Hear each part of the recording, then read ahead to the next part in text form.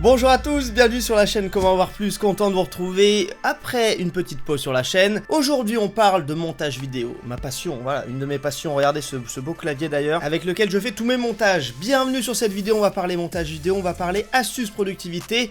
La première astuce que je vais vous donner, ça va être, on rentre directement dans l'art, ça va être d'épingler vos dossiers. Ça marche sur Windows mais également sur Mac, j'ai testé avec mon petit Mac, voilà, ça marche super bien.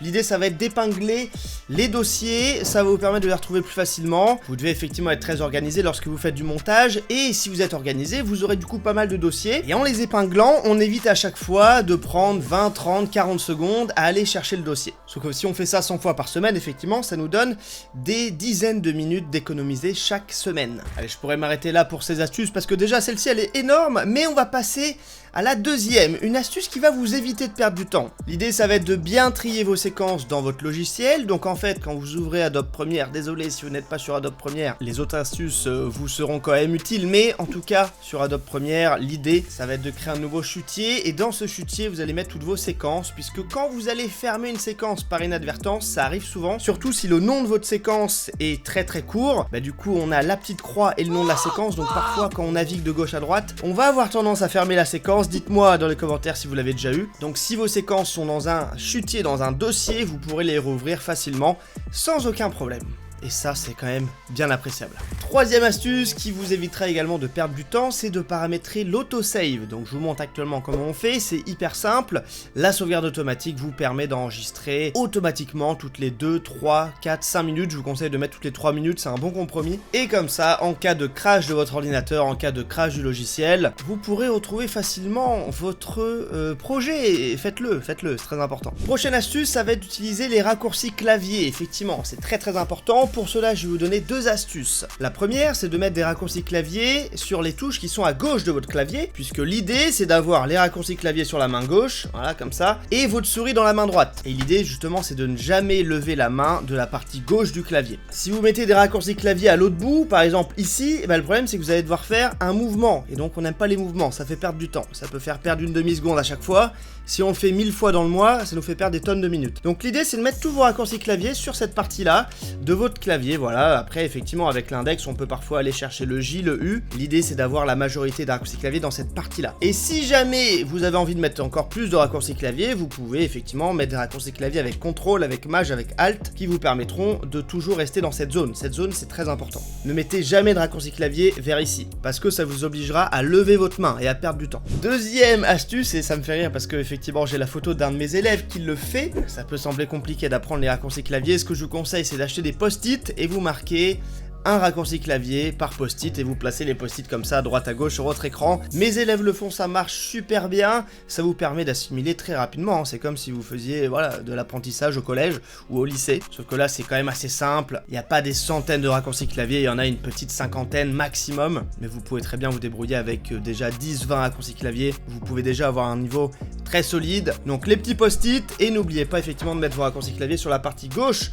de votre clavier. Prochain conseil, un conseil de fou, alors là vraiment c'est un conseil exceptionnel, c'est d'avoir des raccourcis souris. J'ai effectivement une souris un petit peu particulière, la Logitech G502, qui a plusieurs boutons personnalisables, c'est effectivement très intéressant. Je vous mets le lien de la souris juste en bas. J'utilise depuis quoi, 5 ans, 5-6 ans, ça commence à faire longtemps, c'est une souris qui est juste parfaite. L'idée c'est justement d'avoir des boutons que vous pouvez personnaliser grâce au logiciel qui est inclus, qui est très simple d'utilisation. Je vais vous donner quelques-uns des raccourcis souris que j'utilise qui sont exceptionnels, qui me changent la vie au quotidien. Le premier, c'est entrée ici et retour ici, retour ou effacer. Très utile lorsque je corrige des sous-titres pour justement aller beaucoup plus vite, mais également pour naviguer dans mes dossiers.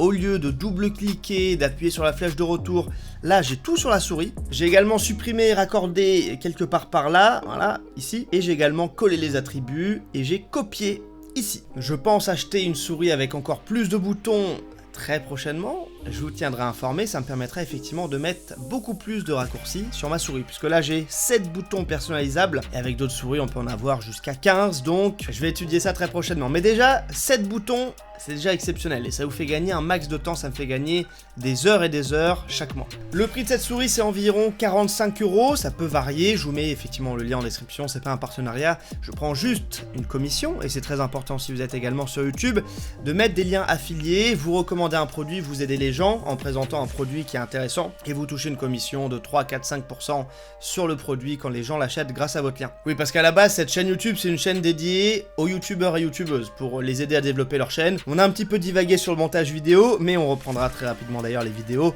dédiées aux conseils YouTube. Prochaine astuce, créer une banque de presets d'effets. C'est très simple lorsque vous avez créé un effet, par exemple un zoom, un dézoom, un flou qui arrive et qui repart, c'est très utile notamment pour mettre des illustrations. Et bien vous pouvez faire clic droit, enregistrer la préconfiguration, j'en ai déjà parlé sur d'autres vidéos.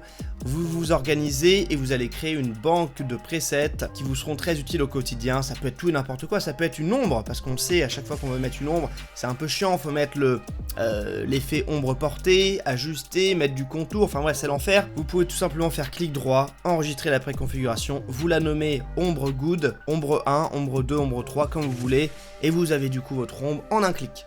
Une dernière astuce, j'en ai effectivement plein d'autres, si ça vous intéresse, mettez un pouce bleu, dites-le moi en commentaire. Et oui, mon métier c'est justement d'être à l'affût de tout ce qui existe, pour être le plus rapide possible en montage vidéo, sachant que c'est mon métier, sachant que j'ai des élèves, et sachant que j'ai des tonnes de commandes chaque jour. Du coup, il faut absolument que je trouve les techniques pour être rapide, et donc je vous partagerai ça dans mes cours, mais également sur ma chaîne YouTube. Le dernier conseil que je peux vous donner, c'est effectivement d'avoir un template. J'en ai déjà parlé dans des précédentes vidéos. Un template, c'est une séquence que vous allez créer sur laquelle vous allez avoir vos musiques, vos animations de titres, vos textes. C'est quoi la différence entre une séquence template et un dossier? Parce que vous pouvez très bien avoir un dossier sur votre ordinateur sur lequel vous mettez vos musiques, votre animation pour avoir un pouce bleu, l'animation pour mettre un like, un commentaire, etc. Eh bien, c'est quand vous allez avoir un template sur Adobe Premiere ou sur un autre logiciel, vous allez déjà avoir le volume qui va être réglé, vous allez déjà avoir pour les textes la bonne police, la bonne ombre, vous allez déjà avoir le fond vert qui va être détouré. En fait, on pourrait se dire, ouais, ça prend pas beaucoup de temps à chaque fois de régler le volume et de mettre le fond vert. C'est ça, en fait, le problème, c'est que si ça vous prend 10 secondes à chaque fois, 10 secondes pour régler le fond vert, 10 secondes pour régler le volume,